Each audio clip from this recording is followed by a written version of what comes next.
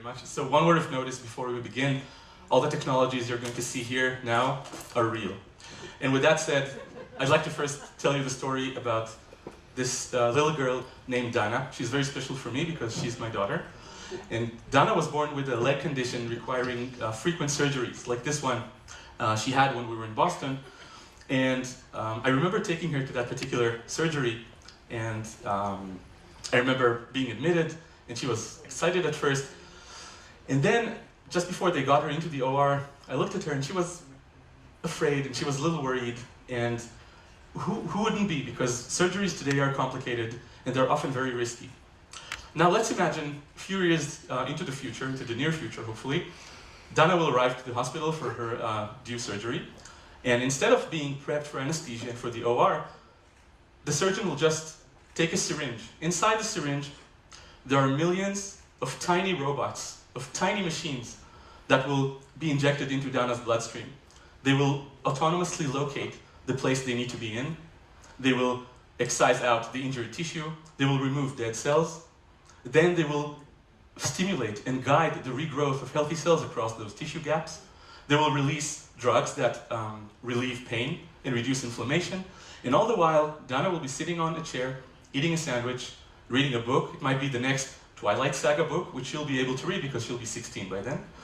And when these robots have completed their job, they'll simply disintegrate and disappear from her bloodstream the next day. So these nanobots have been envisioned in the past 30 years by people like Eric Drexler and Robert Freitas and Ray Kurzweil. Today I'm going to show you that these robots exist here in Israel. And I'll show you this syringe, which I brought from my lab. So this syringe has inside it 1,000 billion robots. So these robots are each 50 nanometers long, which as you can see in this slide under the microscope. 50 nanometers is about 2,000 times thinner than the thickness of your hair. Okay, and these robots were born actually 3 years ago in a research I did with Sean Douglas, now a UCSF professor. But over the past year and a half, in my group at Bar-Ilan University, we've been developing and testing robots for a variety of medical and therapeutic tasks. We've invented ways of making them safe for use and non-immunogenic, and we learned how to tune their stability in our bloodstream to fit either short-term or long-term, even days-long medical procedures. So to carry out medical and therapeutic procedures in our body with the utmost precision, we need to be able to control molecules. Controlling molecules is a very simple challenge in modern science and technology. Okay? Let's think, for example, about the class of molecules we know as drugs. So despite amazing progress made in the past 4 decades, the way we think about drugs and the way we use drugs has been essentially unchanged, and it's similar as 200 years ago. Right? You hear about big pharmaceutical companies spending huge amounts of money searching for better, safer drugs. Attempts that usually fail. Okay? But searching for, let's say, a safer cancer drug is a concept that has a flaw in it. Because searching for a safer cancer drug is basically like searching for a gun that kills only bad people. We don't search for such guns. What we do is train a soldier to use that gun properly. Of course, in drugs, we can't do this because it seems very hard, but there are things we can do with drugs. For example, we can put the drugs in particles from which they diffuse slowly. We can attach the drug to a carrier, which takes someplace, but this is not real control. When we're thinking about control, we're thinking about processes in real world around us, and what happens when we want to control a process that's beyond our capabilities as humans. We just connect this process to a computer and let the computer control this process for us. Okay? So that's what we do. But obviously, this cannot be done with drugs because the drugs are so much smaller than computers as we know them. The computer is, in fact, so much bigger. It's about 100 million times bigger than any drug molecule. Our nanobots, which were in this syringe, solve this problem because they are, in fact, computers the size of molecules. And they can interact with molecules, and they can control molecules directly. So just think about all those drugs that have been withdrawn from the market for excessive toxicity, right? It doesn't mean they were not effective. They were amazingly effective. They were just guns shooting in all directions. But in the hands of a well-trained soldier or a well-programmed nanobot, using all our existing drugs, we could hypothetically kill almost any disease. So we might not need even new drugs.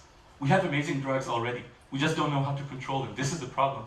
And our nanobots hopefully solve this problem, and I will show you how. So there's an interesting question. How do we build a robot or a machine the size of a molecule? So the simple answer would be, we can use molecules to build this machine. So we're using molecules, but we're not using just any molecule. We're using the perfect, most beautiful molecule on Earth, at least in my opinion, which is DNA. And in fact, every part of the robot, every part of our nanorobots, moving parts, axes, locks, chassis, software, everything is made from DNA molecules. And the technology that enables us to do this originated 30 years ago in the pioneering works of Adrian Seaman, culminating 7 years ago in the works of Paul Rothman from Caltech, which was also featured in TED. And it's called DNA origami. Now in DNA origami, we do not use a piece of paper, we use a single long strand of DNA. And we fold it into virtually any shape we want. For example, these shapes. So these are actual microscopic images of shapes the size of molecules that were folded from DNA. So the smileys you see here in center screen, for example, are 100 nanometers in size. And we make billions of them in a tube in a single reaction. Now, since 2006, several researchers, very talented ones, have been expanding the limits of the technically feasible in DNA origami. And now we have an astonishing array of shapes and objects which we can build using this technique. And these researchers also gave us computer-aided design tools that enable everyone, very, very simply, to design objects from DNA. So these CAD tools, amazingly, enable us to focus on the shape we want, forgetting the fact that these structures are, in fact, assemblies of molecules. So this is, for example, a shape. The computer can actually turn it into DNA molecules, and the output of this CAD software, as you can see, is a spreadsheet with fragments of DNA, which you can attach to a message and send to a company, one of 24 companies that make DNA by order, and you'll get those DNAs several days later to your doorstep. And when you get them, all you need to do is just mix them in a certain way, and these molecular bricks will self-assemble into millions of copies of the very structure that you designed using that CAD software, which is free, by the way. You can download it for free. So let's have a look at our nanorobots.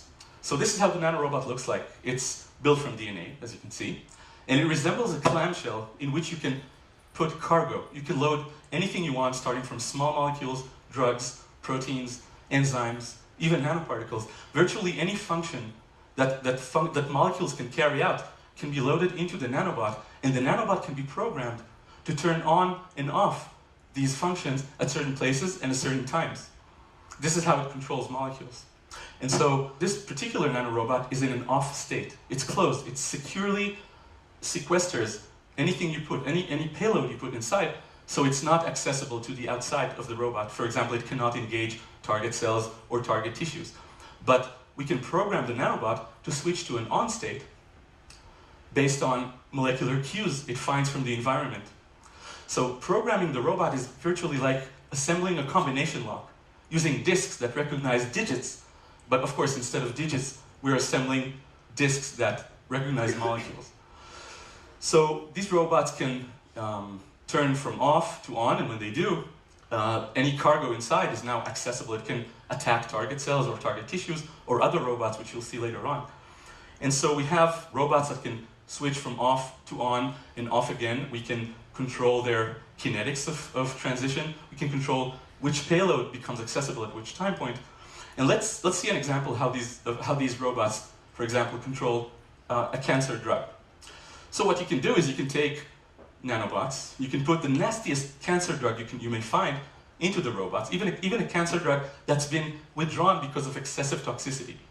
Okay? When the robots are locked and you put them in a mixture of healthy cells and tumor cells, nothing happens. No cell is affected because the robot safely sequesters those drugs inside. When we unlock the robots, all cells die because the cargo inside, the drug, attacks anything on site. So all cells eventually die. In this case, this is a fluorescent molecule to help us see better the output.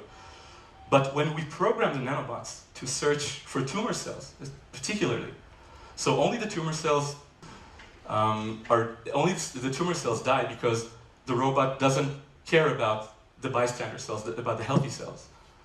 So it does not harm them at all. And we have nanorobots in our lab that can target about 10 types of cancer already in other cell targets, and my team keeps expanding this range monthly. So these are nanorobots. And to another topic, organisms in nature, like bacteria and animals, have learned very early in evolution that working in a coordinated group conveys advantage and capabilities beyond those of the individual. And since we are interested in very complex medical procedures and very complex therapeutic settings, we were wondering what could we do if we could engineer artificial swarm behaviors into our nanobots as well. So we have extraordinarily large groups of nanobots. Can we teach them to behave like animals, like insects? And how do you do this? So the question is interesting. So you could think one way to do it would be to look at a natural swarm, like this swarm of fish, and simulate the dynamics of the entire swarm, and then try to write the codes, in molecules of course, that mimic the same behavior. This is virtually impossible. It's impractical. What we do is we take a single fish, or a single nanobot in our case, and you design a very basic set of interaction rules. And then you take this nanobot, you make 1 billion copies of it, and you let the behaviors emerge from that group. Let me show you some examples of the things we can already do. For example, just as ants can shake hands and form physical bridges between two trees or two remote parts of the same tree, we already have nanorobots that can reach out for each other, touch each other, and shake hands in such a way that forms physical bridges. Now you can imagine these robots making bridges extending from one half to the other half of an injured tissue. An injured spinal cord, for example, or an injured leg, in the case of Dana, my daughter. And once they stretch over that tissue gap, they can apply growth factors as payloads. And those growth factors stimulate the regrowth and guide the regrowth of cells across the gap. So we already did that. And we have robots that can cross-regulate each other, just like animals do, in groups. And this is amazing because, as you can see here, if you have two types of robots, type A and type B, they can cross-regulate each other such that A is active while B is not, and vice versa. So this is good for combination therapy. In combination therapy, we take multiple drugs, right? And sometimes 2 or more of these drugs can collide and generate side effects. But here, you can put one drug here, one drug here, and the robots will time the activity so that one drug is active, the other is not, and then they can switch. And so 2 or more drugs can operate at the same time without actually colliding. Another example that we did is quorum sensing. Now, quorum sensing is great. It's a bacterial-inspired behavior. It means nanorobots that can count themselves, and they can switch to on only when reaching a certain population size. This is a mechanism invented by bacteria in evolution, and they regulate amazing behaviors based on just their population density. For example, bioluminescence. This is one of the well-studied examples. So our robots can count themselves and switch to on only when reaching a certain population size, which we can program. And this is great because this is a mechanism of programming a drug to become active only when reaching a certain dose around the target, regardless of its inherent dose-response curve. One last thing I'm going to show to you is computing. So these nanobots can do computing. How so? If you think about your computer at home, the processor of the computer is in fact a gigantic swarm of transistors. In an i7 core, for example, you have 800 million transistors, approximately. And they're set to interact in certain ways to produce logic gates. And these logic gates are set to interact to produce computations. So we can also produce computation by setting interactions between nanorobots to emulate logic gates, like you see here. And they form chains and they form pairs. And my team in Bar-Ilan University already developed several architectures of computing based on interacting nanorobots. And to prototype these, we're using animals, very interesting animals. These are cockroaches. They're very easy to work with, they're very sweet. They're actually from South America, and I'm South American myself, so I feel kind of related. And so what we do is we inject those robots into the cockroach. And to do that, of course, we have to put the cockroach to sleep. Have you ever tried putting a cockroach to sleep? We put them in a freezer for 7 minutes, and they fall asleep. And we can inject those nanorobots inside, and after 20 minutes, they start running around, they're happy. And those robots, while they're doing this, the robots read molecules from the cockroach as inputs, and they write their outputs in the form of drugs activated on the cockroach cells. So we can see that. And we already have, as you can see, architectures of interacting nanorobots that can emulate logical operators. And you can use this as modular parts to build any type of universal computer you want that can control. We already have systems that can control multiple drugs simultaneously as a result of biocomputation. This is real universal computing in a living animal. Now we already have systems that have computing capacity of an 8-bit computer like Commodore 64. To make sure we don't lose control over the nanorobots after they're injected, my team developed nanorobots that carry antennae. These antennae are made from metal nanoparticles. Now, the antenna enabled the nanobots to respond to externally applied electromagnetic fields. So these versions of nanobots can actually be activated with the press of a button on a joystick. Or, for example, using a controller such as the Xbox or Wii, if you ever had the chance to play with those. And you can see one of my students in the lab configuring an Xbox app to control nanobots. For example, you can imagine nanorobots being injected to Dana, my daughter, for example, and the doctor can guide those robots into the site, into the leg, and just activate them with a hand gesture. And you can already see an example where we actually took cancer cells and loaded robots with cancer drugs and activated the drug by a hand gesture, and we can actually kill cancer cells just by doing this, which as you can see here. And the interesting thing is that because the controller, like the Xbox, is connected to the internet, the controller actually links those nanobots to the network. So they have an actual IP address, and they can be accessed from a remote device sitting on the same network. For example, my doctor's smartphone. So just by controlling the controller, this can be done. The last thing I'm going to show is, if you look at our body, you'll see that every cell type, every organ, every tissue has their own unique molecular signature. And this is equivalent to a physical IP address made of molecules. And if you know these molecules, you can use those nanobots to browse the organism-wide web, as we call it. And you can program them to look for bits. This could be, for example, signaling molecules between cells, and either fetch them for diagnostics, or carry them to different addresses.